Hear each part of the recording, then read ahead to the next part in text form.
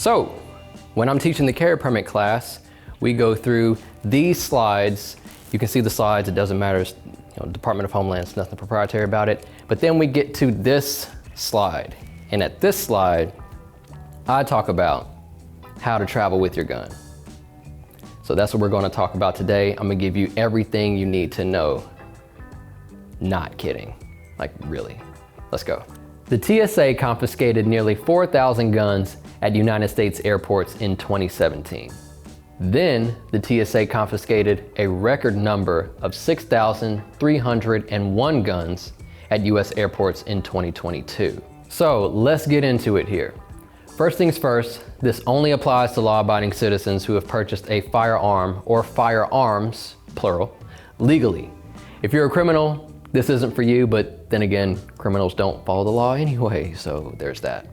And be warned, if you're hard-headed and you don't follow these procedures I'm about to lay out, I got some news for you. You're going to jail. You're going to jail. Now let's talk about what you can carry first. So the TSA allows handguns, pistols, rifles, BB guns, starter pistols, compressed air guns, firearms parts including magazines, clips, bolts, firing pins, and replica weapons. If you're not sure you're able to carry a certain item, you need to check the TSA website just to be safe. For instance, there are certain things you can't carry, like flare guns, gunpowder, and rocket launchers.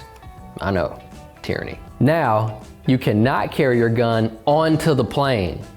The only people who can do that are trained, authorized air marshals, members of law enforcement who have passed the TSA Law Enforcement Officer Flying Arm Training course, and commercial pilots who've passed the Federal Flight Deck Officer Program and been granted specific authorization. If that's not you, don't carry it on that plane, because you're going to jail. Now that we're done with that, let's talk about how to check your gun. There's a term called know before you go. You want to know the state laws because you may not be able to have your gun in that state, even though you can fly with it. So I personally suggest getting a carry permit so you have reciprocity. With my enhanced handgun carry permit from Tennessee, I have 37 states of reciprocity that acknowledge my permit and legally allow me to carry there. Getting your permit is simple. I teach permit classes all the time, but that's another topic. Got a whole video talking about that. All right, so we have different cases here, and first thing is what type of cases are allowed. So let's say you get a Glock, because that's super popular. Glock's gonna come with some case that has some goofy orange cord that you can lock it with. I don't use it, and TSA isn't gonna let you use that either. I have these two cases. They have locks. I'll get to those in a second.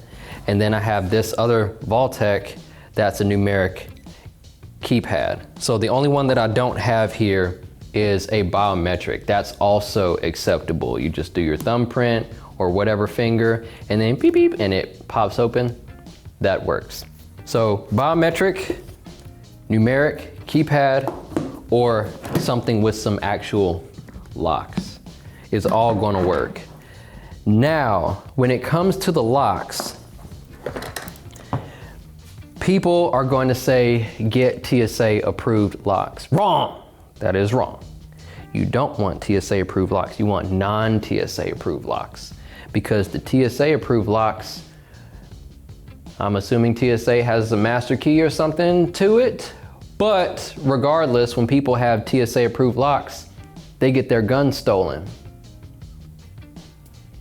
So, and I've met people who work for TSA who are like, oh yeah, guns always come up missing. So you want TSA approved locks. I personally like stuff with keys, so then I can hold on to the key. All right, so this is how it works. I'm going to use the Vaultec because this is the one that I actually travel with. This is Vaultec LifePod. They have LifePod 2.0, which is bigger, and a bunch of different ones. Vaultec's great. Vaultec should start sponsoring me. So you see how I have this in here? I have the gun. The slide is locked to the rear so you can see that the gun is empty. I have the magazine. The magazine is also empty, and the ammo is in a separate container. All right, that's how you want it in the case. Now you can travel with ammo by itself, but as far as limitations, they limit it up to 11 pounds of gross weight per passenger. Okay, so just be mindful of that. But typically when I'm going somewhere, I'm not bringing a whole bunch of ammunition. I'm just bringing something for my concealed carry, and that's it. So I'm going to put my gun in this configuration. If it's in something like this, let's say it's in this Plano case. I already got the foam cut out. It's the same thing. Guns here, magazine, ammo. Okay, that's how we have that. And then close it up, lock it. Now, I'm gonna put this back here real quick, and I'm gonna show you, if you're traveling with a rifle, what that looks like.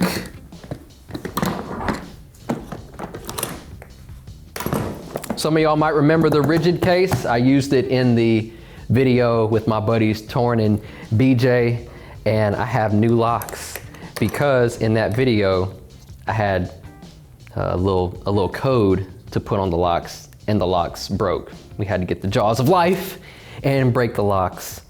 So I was like, man, I'm just gonna stick with keys. But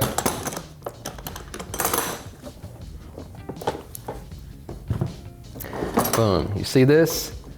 This is a 11.5 inch, what's considered a pistol, but you see how I have the upper receiver detached from the lower receiver.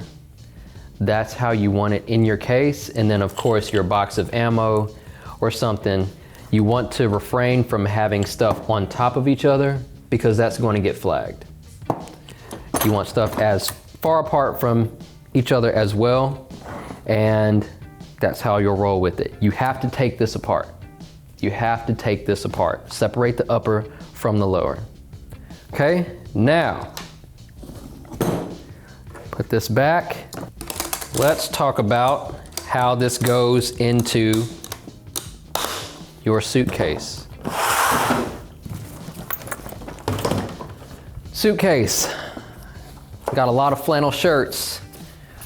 Some say I am the original flannel daddy. I don't know, dude, I got like 4 totes of just flannels. And every Christmas, my mom buys me like 5 or 6 more flannels because she knows I love them. If it's cold weather, I'm probably wearing a flannel, but it's neither here nor there. I have this. You remember how I have it set up? I'm going to leave this on top in my checked luggage. Somebody asked, hey, can I just walk in the airport with my gun in my case? I wouldn't. Well, you want to get tackled, bro? So I have it in here, and there's this cord that the Vaultec LifePod comes with, and it's a cord that you can't cut. So I put that in there, and then I wrap it around. Oh, let me wrap it around first. I wrap it around something in the luggage, and then I put it in there. Put in my code. I'm not putting in my code so y'all can't see it, but assume I put in my code. Clamp it down, boom, there we go.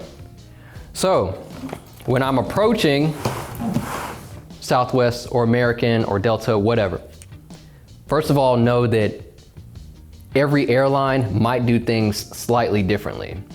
So maybe Alaskan Airlines says, hey, you need to have a locked case for your gun and also have a locked case for your ammo separate. You might need to do that. So before you fly, you want to not just check to make sure that TSA approves of everything, but you want to make sure that that specific airline is okay with you doing whatever it is. I'm typically doing Southwest and Delta, and I have no issues doing stuff like this. So let's say I go up to the Southwest counter, right? I go up to the Southwest counter, I say, hey, I'm checking a secure unloaded firearm. Now that's not, you know, the standard thing to say. That's just what I made up because I didn't know what to say. And I sure as heck wasn't going to walk in there saying, hey, I got a gun in my bag. All right, you see that? I ain't trying to get tackled, you know what I'm saying? So I say I'm checking a secure unloaded firearm. If you're in the South, like Tennessee, Texas, Florida, whatever, they're gonna say, great, cool. We just need to fill out a little bit of information here. And that is right here. This is called a declaration.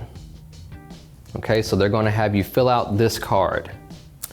You're gonna put your information that I've blacked out here, but it's gonna say where you're going to and the time and all that. Southwest Airlines, blah, blah, blah. So you're gonna fill that out and then they're gonna say, can I see it? Now, sometimes they don't even ask to see it. They just ask, is everything stored away properly? And you just say yes or no.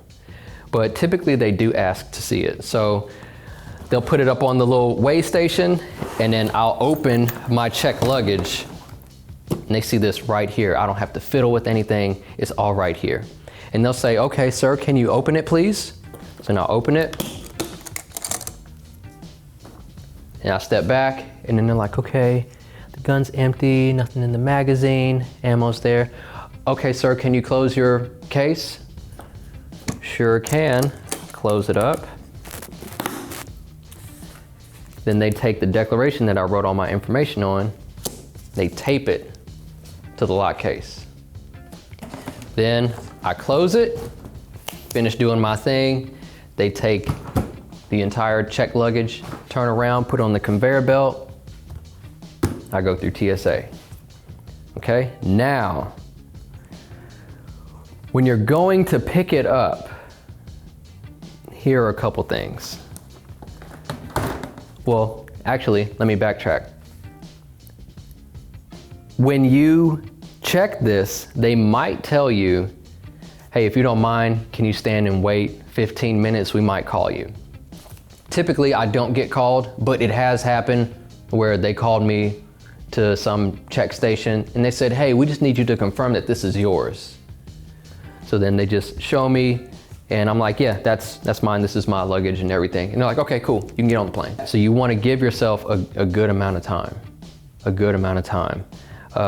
You're going to see at the end of this video, me flying back from Seattle. And Seattle was way different than pretty much everywhere else I've been to. Flying into Seattle was great. So when you fly into somewhere, if your case is in the luggage, you just pick it up at baggage claim. Don't fiddle with it inside the airport. Just pick up your baggage, hop in your Uber or your car or whatever, and then take it out, once you're off airport grounds. But if it's in a case like this obviously isn't going inside the checked luggage. It's going to be by itself. It's typically going to come out in the oversized area. Typically, might not. Now, if it doesn't, nobody's gonna help you. So prepare for that. You're gonna be on a scavenger hunt and you're gonna be like, hey, I have a oversized luggage that didn't come off, or I have a rifle that I checked, and they're gonna be like, huh? And you're just gonna have to find it. But typically, oversized luggage. Now, when I was leaving Seattle, different story. I went up to the Southwest counter. There's a bunch of song and dance. And this part, at the end, you're not gonna be able to see it, so I'm just gonna tell you what happened. I had to go to the TSA station, which was on the other end of the airport somewhere. And there was all this song and dance, white gloves. Sir, please stand over there, sir. Running their finger around the luggage and all this, whatever. Well, the TSA lady did say, hey, you know what? I really like this. I've been seeing a lot of these Vaultec Life Pods. And I said, oh, really? Why do you like it? She was like, you see how you have it tied up right here? It makes it harder for people to steal, because people steal your gun at the airport. So, hey man, do whatever you want to do. I'm the one with the experience. Speaking of experience, there was a quick story. There was a guy, he was buying his gun. I'd been working with him. His son was like 5 or 6, whatever. He's playing with something in the store. His son's playing with like a toy in the store while dad's doing his thing. Boy looks at me. Boy says, "Are you Mr. Romine?" And I said, "Mr. Romine, who's that?" And he said, "My dad says Mr. Romine has experience." And I said, "Oh, experience, that's a good word, that's a big word." He said, "Yeah." So he kept playing with his toy, whatever. I'm doing something with one of the reps from self-defense insurance company. And then he turns back to me and he says, "Who are you?" And I said, "Well, I'm a dude playing a dude disguised as another dude." And it took him a second to process. In his like 5-year-old mind, he was like, wow.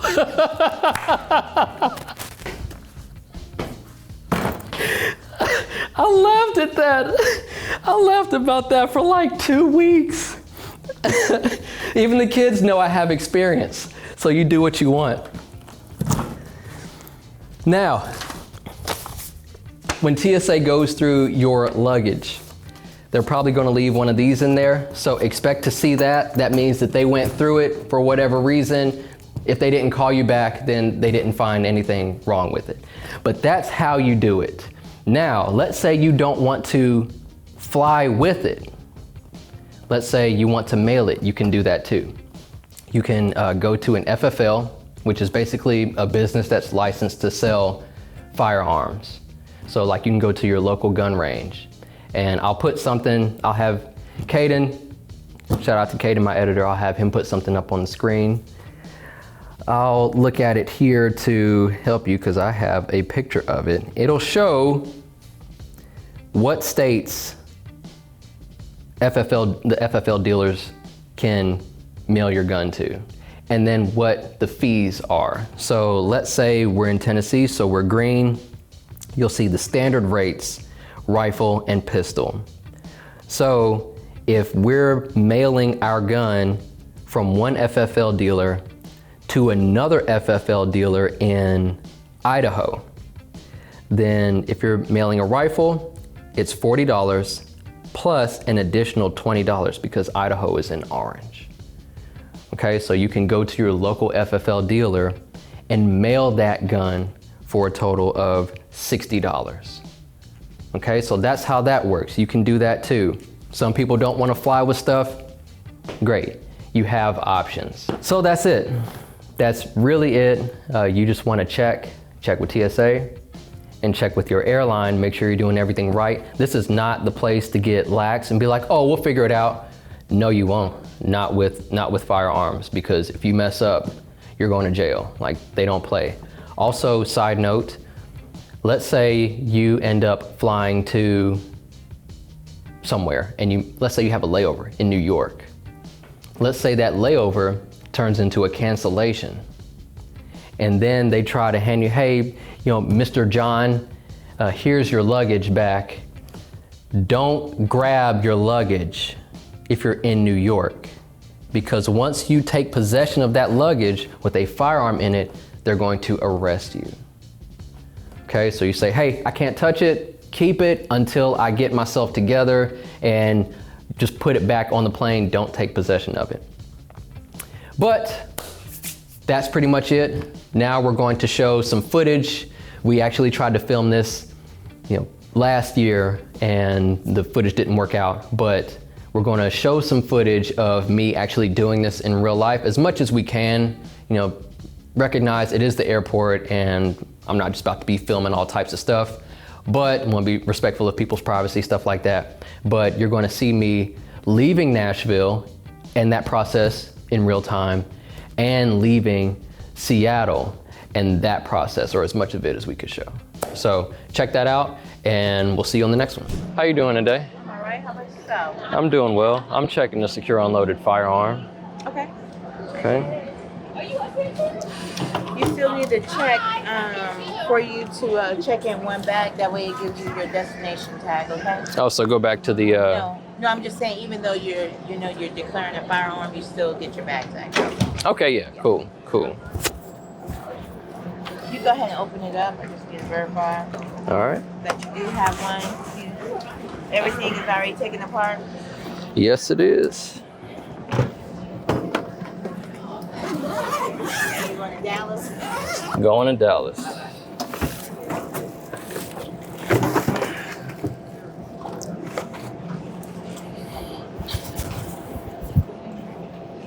So I have one case as my firearm in that, and then I have ammo in that one too, but they're both locked. Okay. I thought they usually be open at this time. Cause like the soup and stuff, like I be asking about that on. Hey. Yeah, Quick question. So he has ammo and just ammo on one, and the firearm in that one. So do I need two of these or just one of these? Just one. This is the One for the ammunition. firearm. Just Okay. for the firearm, yeah. All right. Okay. Sure.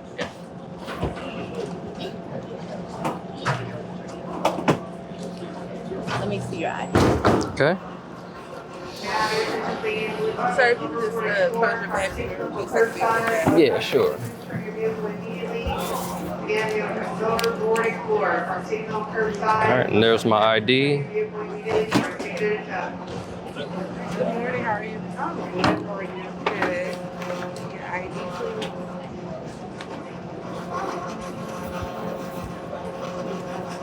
What's that form called again? Is there a certain name for it? Just declaration. Just a declaration.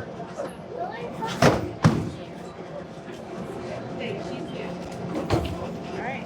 If you fill out the rest and flip it over, just give them through the back and sign it for me. Okay, so I'll fill out my name. It's okay, not yet.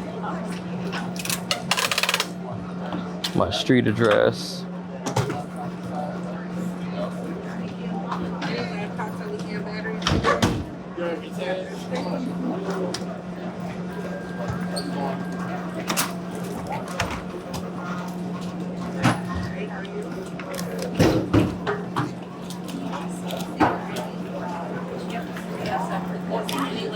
My phone number.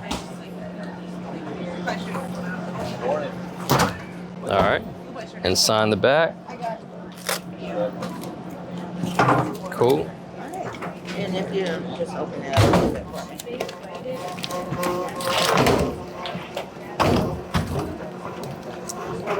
Alright, you close it up. All right, closing it up.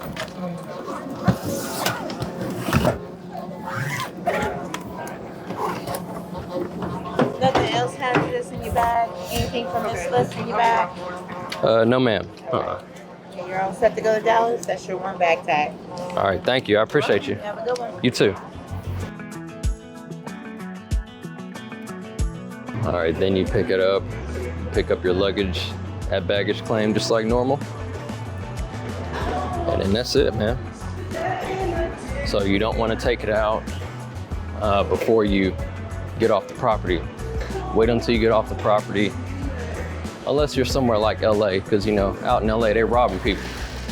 Just kidding. Follow the law, be a law-abiding citizen, stay in school, don't do drugs, all that. Like, subscribe, I appreciate y'all watching. See you on the next one. Romine.